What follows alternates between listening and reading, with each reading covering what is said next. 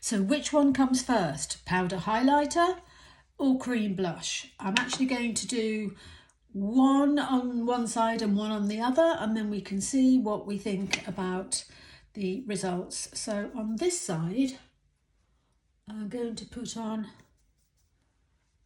I have got a bit of base blush on, but don't worry about it, it's not much, it was just something to show where my cheeks are, but this is what I'm going to do. So this is my Hourglass ambient highlighting powder, and I'm going to do, then I'm going to find my Westman Atelier in Petal, and I'm going to dab that over the top.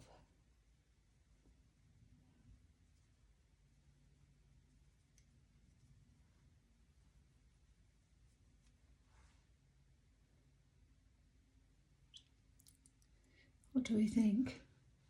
I do have texture on this side, which I do try and minimise, but it is what it is. So that's that. Now I'm going to take the other side, and I'm going to take my blush, pop this on first. Again, a little bit of texture, not so much texture on this side, but lots of lines. So I tap it on rather than spread it, in the hope that it will just stay on my cheek and not blend into my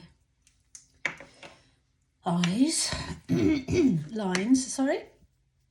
And then here we go again with the ambient powder. So which works best? Does this look like it's just stuck on top? Let's give you a bit of a different, well, it's very highlightery, and this is more glowy. I actually need to, let's see if I can blend in this blush a little bit more so it doesn't look like I've just stuck it on both sides. I don't know, what do you think? Cream first, highlighter on top, or highlighter first and cream blush on top? I actually think it's this side. I think it gives you a much more natural glow. And then just to finish it off, I'm going to take my, because I always do this last, I'm going to take my Natasha Denona in P2, and I always do my concealer